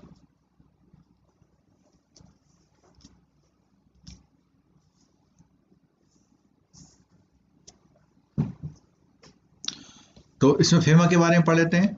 भाई सबसे पहले बोलते हैं कि जो फर्स्ट टाइम था डिफेंस ऑफ इंडिया एक्ट आया, उसके बाद 1947 में फेरा आया, और 73 में बहुत सारे चेंजेज हुए जो कि 1 जनवरी 1974 से, ठीक है, और 91 के जब रिफॉर्म शुरू हुए तो उसमें फिर भी दोबारा इसको बात हुई। और फॉरेन, देखो ये बहुत इंपॉर्टेंट है, फेमा को पास किया जिसको 1 जून, और ये कई जीके में भी क्वेश्चन आता है कि 1 जून 2000 से लागू हुआ। तो एक्टों में क्या होता है कि पास तो पार्लियामेंट ने कर दिया, लेकिन उसको लागू होने की एक तारीख तय करनी है। अब मान लिया बीच की किसी तारीख में हुआ, कुछ हुआ, सेशन खत्म हो गया, तो 1 जून कब से, 2000, 1 जून 2000 से ये लागू हो गया। ठीक है, एप्लीकेबिलिटी की बात आ गई, देखो इसमें है फैसिलिटेटिंग एक्सटर्नल ट्रेड। अब देखो इसके ऑब्जेक्टिव सुन लेना, ये क्वेश्चंस में आ सकता है। फेमा का objective facilitative external trade and for prompting the orderly development and maintenance of foreign exchange market. दूसरा क्या है, दूसरा वर्क है डेवलपमेंट करना फॉरेन एक्सचेंज मार्केट का। ठीक है, क्रम से, ऑर्डरली का मतलब क्रम। FEMA extend the whole of India, सब जगह लगता है। The act also applies to all branches, offices, agencies outside India owned by, यानी ये फेमा का जो एक्ट है इंडिया में जो रह रहे हैं, इंडिया के सारे ऑफिसेस में, और ऐसा इंडिया की कोई भी एजेंसी जो इंडिया की है और बाहर काम कर रही है, तो उसमें भी फेमा लागू होता है। Also to any contravention committed there under outside India by any person to whom a act apply। तो यानी सारी चीजें ये बता दी कि फेमा जो है बहुत बड़ी रेंज में लागू होता है। ओवरऑल स्ट्रक्चर की बात आए तो इसमें ओवरऑल स्ट्रक्चर में क्या है, the overall structure of A FEMA 99 is covered by legislation rules and, देखो अब उसमें क्या है, इसमें लेजिस्लेशन हैं, रूल्स हैं और रेगुलेशन हैं। तो आपने पता होगा लेजिस्लेशन मतलब एक तो विधायी रूल, कानूनी रूल, एक होता है रूल, एक होता है कानूनी रूल। तो कुछ रूल्स हैं, कुछ कानूनी रूल्स हैं। कानूनी रूल्स होते हैं जो बहुत एक्ट की तरह काम करते हैं, और रूल्स एक नियम होते हैं। These legislation rules and regulating foreign exchange management contain, तो कहता है कि 7 चैप्टर और 49 सेक्शन है उसमें करना, लेकिन आपको पढ़ने नहीं है। ठीक है, चलिए अब हम बात कर रहे हैं कि फेमा जो है किस मशीनरी पे काम करता है। फेमा तो कानून बन गया, कागजों में बना, वो जो फेमा वो कानून बनाओ कागजों में बना। अब उन कागजों में बनने से कैसे काम चलेगा, तो उसमें 4 ऐसे डिपार्टमेंट हैं जो उसको जिंदा रखते हैं, जो उसके अस्तित्व को बनाए रखते हैं। सबसे पहले आजकल आप बहुत सुन रहे होंगे, जब भी कोई बड़ा मोटा असामी पकड़ा जाता है तो एक नाम आता है जिसको आप ईडी बोलते हैं। इन्फोर्समेंट ऑफ डायरेक्टरेट, ठीक है। तो पहले से लेते हैं, एक तो है फॉरेन एक्सचेंज डिपार्टमेंट, आरबीआई में है, ये उसकी बॉडीज हैं, अथॉरिटीज हैं जिनसे वो चलता है, जिस जो फेमा को जिंदा रखे हुए। दूसरा, इसको मैं बोलता हूं ये क्या है, एक तरह से फेमा की पुलिस है, यानी फेमा का कोई ऑफिस तो है ही नहीं, फेमा तो इन सब से मिलके चल रहा है। तो ये बहुत इंपॉर्टेंट क्वेश्चन है, 4 ऑप्शन का है, 1 क्वेश्चन इंपॉर्टेंट है। एक तो फॉरेन एक्सचेंज डिपार्टमेंट आरबीआई में, दूसरा ईडी बोलते हैं, तीसरा है कैपिटल मार्केट डिवीजन। अब देखो, कैपिटल मार्केट में भी बाहर से पैसा वैसा आ रहा है, तो उसको भी निगरानी रखना, तो वो कौन करता है, department of economic affairs, ministry of finance. तो ये 3 तो मिनिस्ट्री ऑफ फाइनेंस के पार्ट हैं, और ये किसका पार्ट है, आरबीआई का। तो फॉरेन ट्रेड डिवीजन है, ये भी इकोनॉमिक अफेयर्स की है। एक तो ये रिवेन्यू की थी, 3 डिपार्टमेंट तो मिनिस्ट्री ऑफ फाइनेंस के हैं, जिसमें से एक डिपार्टमेंट ऑफ रेवेन्यू और 2 जो है डिपार्टमेंट ऑफ इकोनॉमिक अफेयर्स का है, ठीक है। और इन्हीं जो सबसे बड़ी जो इसमें machinery responsible various aspect of सेमा में, तो इन्फोर्समेंट डायरेक्टरेट की बात आ गई। देखो, इसको समझ लीजिए, एक क्वेश्चन इसमें से आ सकता है। 7 चैप्टर एंड हाँ 49 सेक्टर, गुड। चलिए, आशीष कुमार जी बराबर जवाब दे रहे हैं। ये भी एक अच्छी हैबिट है कि आप अपने बात को रिवाइज कर रहे हैं, ठीक है। तो आज मैं एक एग्जाम देने गया था, तो उस एग्जाम देने के लिए मैंने तैयारी करी, मैंने उस एग्जाम के लिए लेक्चर बनाए, उन लेक्चरों को सुना, तो मेरी प्रिपरेशन हो गई उससे। तो कैसे भी माइंड में कैसे स्टोर हो वो चीजें। तो इसमें क्या है, enforcement directorate to investigate provision of the act, the central government have established director of enforcement with the director and other officer as officer of the enforcement. The officer of directorate perform adjudication function. Adjudication function का मतलब हुआ पूरी कानूनी प्रक्रिया को अपनाने वाले, police की तरह पूरा काम करना। To impose penalty on person of contravention of the act, कोई इसको तोड़ेगा कानून को तो उस पर जो है वो पेनल्टी वगैरह लगेगी, ठीक है। अच्छा, अब जो है इसमें इसने बोला कि एक तो बोला with director and other officer, जिसको नाम दिया officers of the enforcement, director और उसकी टीम, ठीक है। एजुकेटिंग अथॉरिटीज में जो यहाँ पे बोला था कौन है होता है, will issue a notice to the person who has contravened the provision of foreign, ये क्या है, उसको नोटिस इशू करती है जो भी फेमा के रूल रेगुलेशन को तोड़ता है या उसके खिलाफ जाता है। स्पेशल डायरेक्टर अपील, अब आपको ईडी ने पकड़ लिया तो आप अपील भी तो कर सकते हो कि भैया नहीं ये गलत कर रहा है हमारे साथ।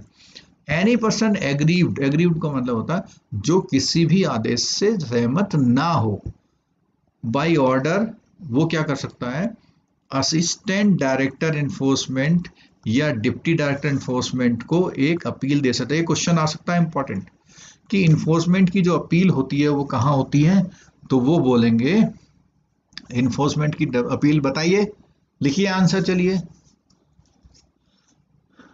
इन्फोर्समेंट डायरेक्टर के अधिकारियों के खिलाफ आप अपील करना चाहते हैं, उन्होंने आपको परेशान कर दिया, तो बोलिए किसको अपील करेंगे, लिखिए लिखिए लिखिए, 5-10 मिनट और हैं क्लास में, लिखिए।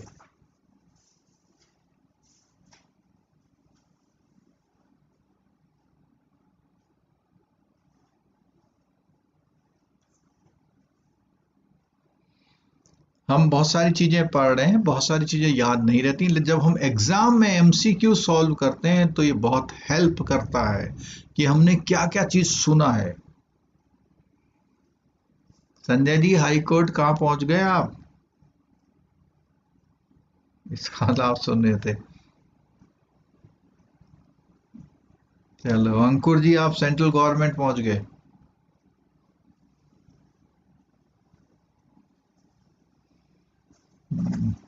नवीन जी ने सही आंसर दिया है, साईं प्रकाश जी डिप्टी डायरेक्टर, ठीक है। तो ये देखो, फिर आप देख लो, जो कहीं पहुंच गए थे देख लो, असिस्टेंट डायरेक्टर ऑफ एनफोर्समेंट, और इनको कर सकते हैं भाई, हाई कोर्ट वगैरह कहीं नहीं। अच्छा, अब बोला एपिलेट का एक ट्रिब्यूनल है, ठीक है। अपीलेट ट्रिब्यूनल का any person aggrieved by the order made by the adjudicating authority or special director appeal can prefer an. अब देखो सुनो, इसका स्ट्रक्चर क्या हो गया। सबसे पहले तो आपका ये क्या है, आपको एक ऑर्डर कर देगा, उसकी अपील यहाँ करेंगे और उसकी अपील यहाँ करेंगे, ये स्ट्रक्चर हो गया। मतलब दो अपील हो गई ना। पहली अपील तो आप करेंगे क्या है, तो स्पेशल डायरेक्टर को करेंगे।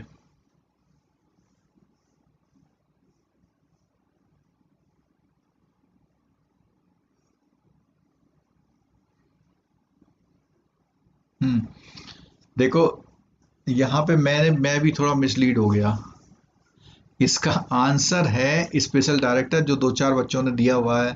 लकी है, ममता ने दिया हुआ है ये आंसर, ठीक है, और पिंकू झा ने दिया हुआ है, जैनिश ने दिया हुआ है, ठीक है, विष्णु जी ने दिया हुआ है। हाँ, तो कई लोग। अब देखो जिनका गलत हुआ था रिवीजन कर लीजिए। यहाँ ये बोलना, मैं थोड़ा सा लाइन क्लियर करता हूँ पहले, साफ साफ दिखेगा। अब देखिए स्पेशल डायरेक्टर अपील दोबारा, एनी पर्सन जो कि ऑर्डर जो कि इन्होंने बनाया है ऐसे, तो इसका मतलब क्या हुआ कि यहां तक लाइन जो है वो एजुकेटिंग ऑफिसर को बता रही है। एजुकेटिंग अथॉरिटी, चाहे वो असिस्टेंट डायरेक्टर हो चाहे वो डेप्यूटी डायरेक्टर हो, वो अगर कोई ऑर्डर करता है और उससे आप सहमत नहीं होते हैं तो can prefer an appeal to the special director, यानी इसके ऑर्डर पर स्पेशल डायरेक्टर पे अपील जाएगी। अब बोलता है एनी पर्सन जो कि किसी भी एजुकेटिंग अथॉरिटी यानी कि स्पेशल डायरेक्टर की appeal can prefer an appeal to the appellate tribunal, तो वो अगर जाएगा तो वो अपीलेट ट्रिब्यूनल में जाएगा। आप जरा बताइए कि सही समझ में आया या नहीं आया।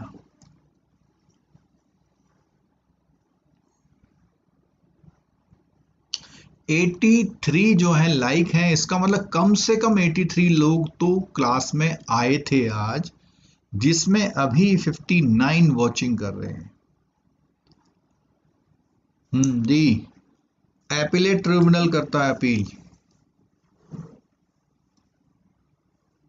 ठीक है। चलो और आगे देखते हैं। ये क्लियर हो गया होगा मेरे ख्याल से।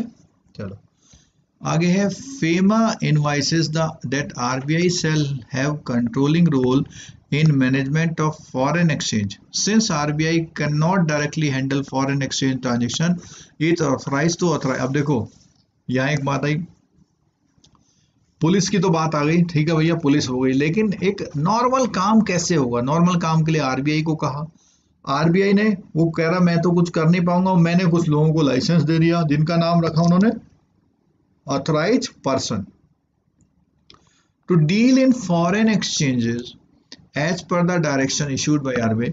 RBI is empowered to issue direction such as, देखो ऑथराइज्ड पर्सन वो तय कर सकता है। These directions are issued by authorise person, direct circular है। और इनको आजकल जो बोलते हैं ऑथराइज डीलर बोलते हैं, क्या बोलते हैं, ऑथराइज्ड डीलर, ठीक है। अच्छा अब जो है इंपॉर्टेंट प्रोविजन जो है इसके, एक्ट बहुत सारे हैं लेकिन हम जो है इसमें इंपॉर्टेंट पढ़ेंगे। और तो कौन कौन से देखो इसमें जो बुक में दिए हुए हैं, सबसे पहले सेक्शन 3 में कौन सा एक्ट का पढ़ रहे हैं हम, फेमा वाला पढ़ रहे हैं, ठीक है। Prohibits dealing in foreign exchange except through the authorise person. तो क्या है, उसने बोला कि सेक्शन 3 में क्या है भैया, और कोई नहीं करेगा काम, सिर्फ कौन करेंगे, ऑथराइज डीलर करेंगे, ठीक है।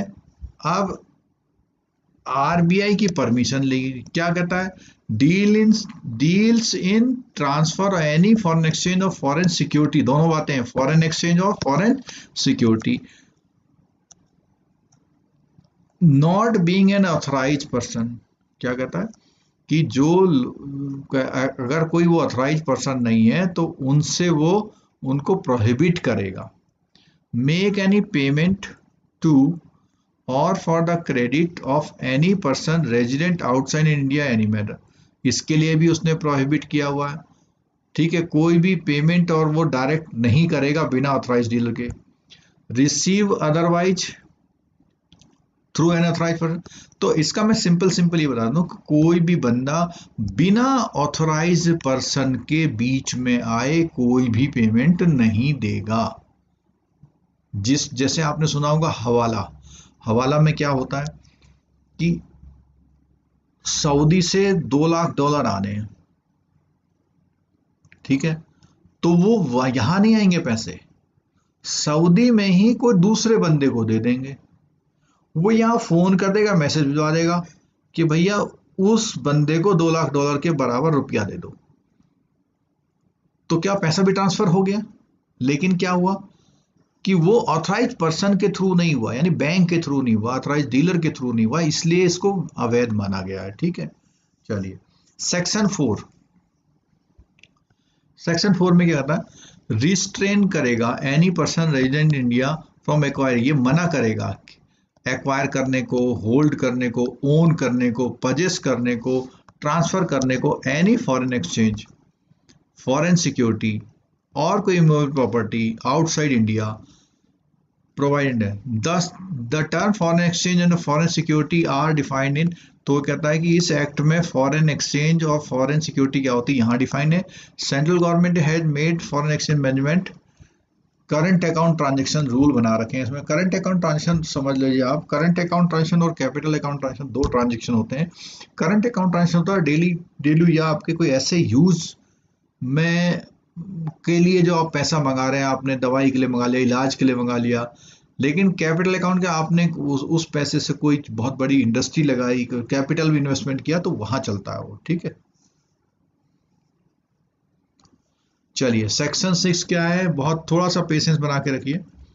डील्स विद कैपिटल अकाउंट, देखो मैंने अभी पीछे बोला था करंट अकाउंट, यहाँ कैपिटल आ गया। कौन सा सेक्शन था 4, वो करता है करंट अकाउंट ट्रांजेक्शन के लिए, और सेक्शन 6 करता है कैपिटल अकाउंट ट्रांजेक्शन के लिए।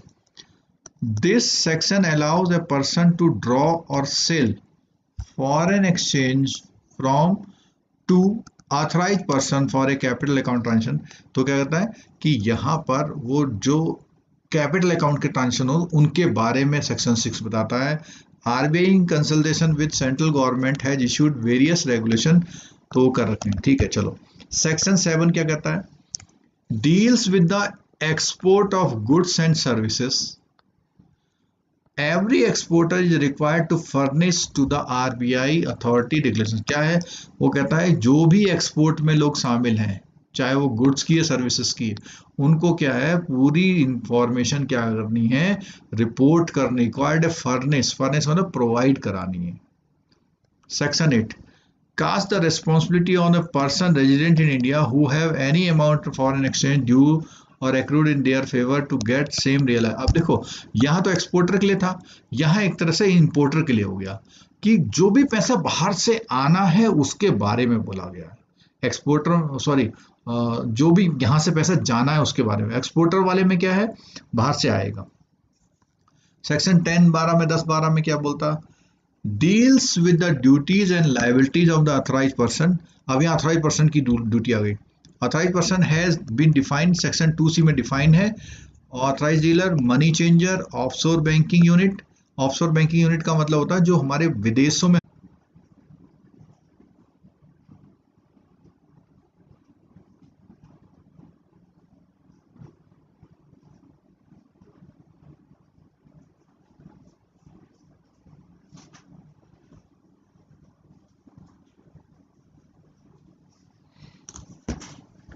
चलिए जी बीच में डिस्कनेक्शन हो गया था, कोई बात नहीं। तो अभी एक रिक्वेस्ट आई है मुकुल सिन्हा जी की, डी वाले को explain, enter into any financial transaction in India as consideration for or in association with the acquisition or creation or transfer of right to acquire any asset outside India. देखो इसके लिए बोला हुआ है कि अगर कोई भी कोई फाइनेंशियल ट्रांजैक्शन करता है एज कंसिडरेशन, कंसिडरेशन का मतलब तो किसी चीज के बदले में कुछ मिलना, ठीक है, या किसी के साथ एसोसिएशन करके कुछ एक्वायर करता है, या क्रिएशन करता है, transfer of right to acquire करता है कि भैया मैं तुमको अधिकार देता हूं, तुम जाके एक्वायर कर लो। कुल मिला के ये कहना चाहिए कि आउटसाइड इंडिया के जो एसेट हैं, any asset outside India by, यहाँ का कोई भी बंदा बाहर कुछ भी अगर एक्वायर करेगा, मतलब यहाँ पे एक्वायर से मतलब कोई कंपनी एक्वायर करना, तो वो भी जो है बिना इनकी ऑथराइज पर्सन की नॉलेज के नहीं होंगे। यानी ट्रांजैक्शन जो होगा इसी के थ्रू रूट होगा, वो ये कह रहा है। ठीक है मुकुल जी। हम्म,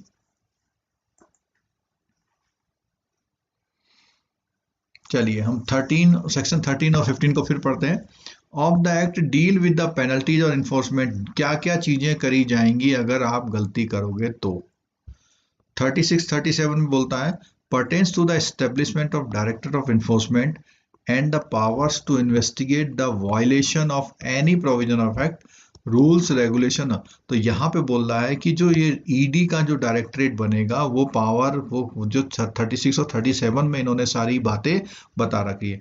the director enforcement and other enforcement not below the rank of assistant director have been, अब वो क्या बोलता है कि इन्वेस्टिगेशन के लिए बोला वो असिस्टेंट डायरेक्टर या उससे उससे जो है नीचे के रैंक का नहीं हो सकता। चलिए बहुत खुशी की बात है, हमने बहुत ही बोरिंग टाइप का टॉपिक था, फैक्ट वाला था, हमने पूरा कर लिया। चलिए अब मैं फटाफट सब लोगों से रिक्वेस्ट करूंगा, 45 लोग हैं, मेरी रिक्वेस्ट है कि 45 लोग जो हैं, 45 लोग इस समय जो है इसके आंसर अगर बिना बुक के खोले हुए दे दें तो बड़ी खुशी की बात होगी। ठीक है, चलो पहला क्वेश्चन है, money lent by a banker for one day is known as, बहुत आसान सा आंसर है, एक दिन वाला होता है कॉल मनी। दे दीजिए आंसर। गुड, ठीक है। दूसरा क्वेश्चन हमारा है, which of the following entity not permitted to participate both as a lender and borrower in the call notice money market. NBFC को इसमें, क्योंकि हमने तीनों बात पढ़ी थी, हमने पढ़ा था कौन, प्राइमरी डीलर पढ़े थे, शेड्यूल्ड कमर्शियल बैंक पढ़े थे, और कोऑपरेटिव बैंक्स पढ़े थे। कौन से वाले? Urban cooperative bank, normal cooperative नहीं, ठीक है। तो वो ये बोला इसने मनी मार्केट कॉल नोटिस में एनबीएफसी को परमिट नहीं कर रहे हैं, ठीक है।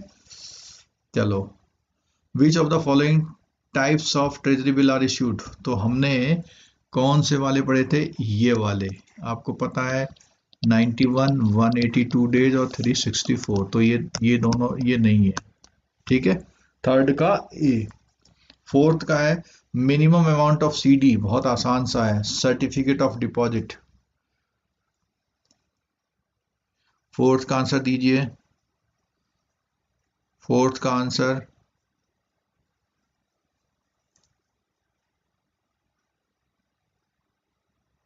बिल्कुल यदुवंशी जी, 1 लाख है, बिल्कुल। CBLO is a money market instrument is opened by collateralised borrowing lending obligation. CBLO कौन ऑपरेट करता है? पांचवे का आंसर सीसीआईएल, पांचवे का आंसर फर्स्ट, बिल्कुल ठीक है। In India the interest rate swap are commonly traded which of the following bench, बताइए। बहुत अच्छा क्वेश्चन आ गया, देखिए। जो इंटरेस्ट रेट स्वैप की बात आई थी तो हमने माइफोर कहा था, बिल्कुल ठीक है लक्की जी, बिल्कुल ठीक है।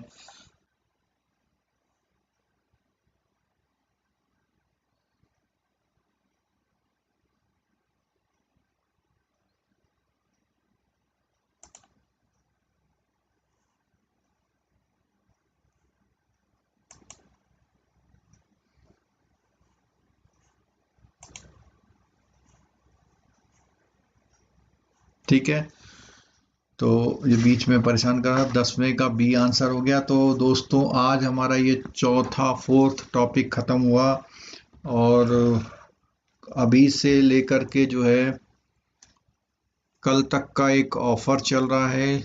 आमतौर पर जो हम मंथ एंड पे ऑफर निकालते हैं तो वो सैटरडे और संडे है ऑफर। अगर आपने किसी में से कोई कोर्स लेना चाहता है और कोई इंक्वायरी करना चाहता है तो वो हमें पूछ सकता है, व्हाट्सएप नंबर पे व्हाट्सएप करके पूछ सकता है। और इसके साथ साथ कल की क्लास का इंफॉर्मेशन भी मैं देना चाह रहा हूँ आपको।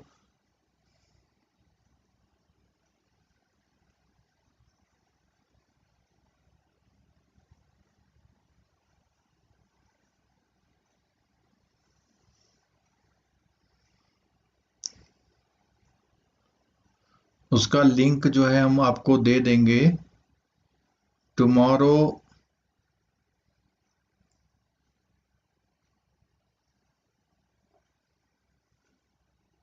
मोबाइल एप्लीकेशन जिन्होंने डाउनलोड नहीं किया प्लीज़ वो तो डाउनलोड करें, वो तो फ्री ऑफ कॉस्ट है। उसमें लिंक भी फ्री ऑफ कॉस्ट देते हैं, उसका कोई चार्ज नहीं है। और आगे आने वाले समय में जब मोबाइल एप्लीकेशन पे फीचर्स हम शुरू कर रहे हैं क्वेरी वाला, वो आपको असाइनमेंट के थ्रू मिल जाएगा। अंकुर जी, जो प्रायोरिटी सेक्टर का जो टारगेट चेंज हुआ है वो केवल नई कुछ सीलिंग्स आई हैं सोलर वगैरह में और स्टार्टअप वगैरह में, कोई वैसे टारगेट कोई स्पेशल चेंज नहीं हुए हैं। और जब हमारा ये बी मॉड्यूल में हम पढ़ाएंगे तो प्रायोरिटी सेक्टर को दोबारा कवर करेंगे, चिंता नहीं करो, उस समय अपडेट कर देंगे। टुमारो 10 AM एंड 6 PM 2 क्लासें होंगी कल, ठीक है। साईं प्रकाश जी व्हाट्सएप कर दीजिए, डिस्काउंटेड प्राइस में कई सारे कोर्सेस हैं, हो सकता है कि आपको एक अच्छा डील मिल जाए, वो मार्केटिंग टीम बता पाएगी। आप व्हाट्सएप कर दीजिए, आपको ओपनली बता दिया जाएगा।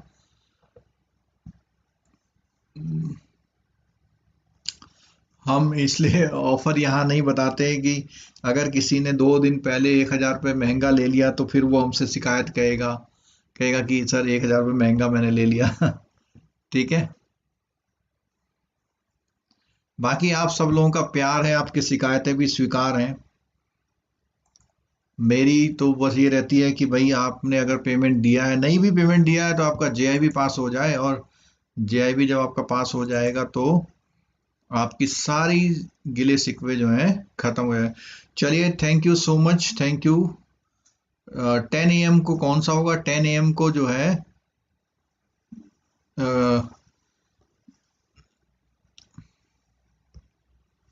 दोबारा ऑन हो गया।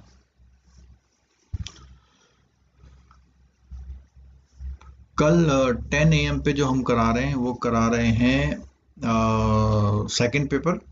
और इवनिंग में जो है मैं यूनिट 5 करूंगा, बहुत मज़ेदार यूनिट होने वाली है। और बिल्कुल एग्जैक्टली 50 लोग वॉच कर रहे हैं, कम से कम 50 लोगों को ये सुनाई जा रहा है कि कल की जो हमारी यूनिट है वो यूनिट 5 कवर कराएंगे कल। तो प्लीज़ आइएगा और इन्जॉय कीजिएगा कल। और कल बहुत ही अच्छी एक यूनिट होने वाली है। और बाकी ये है, थोड़ा बोरिंग टॉपिक था, मुझे कवर करना था बुक टू बुक, इसलिए मैंने एक एक पेज को कवर किया है।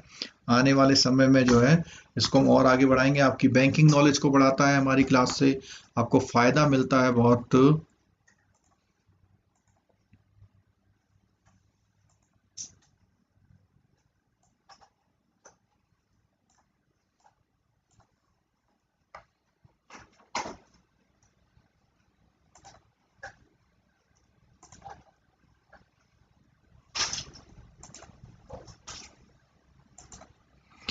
चलिए, thank you so much, thank you so much, good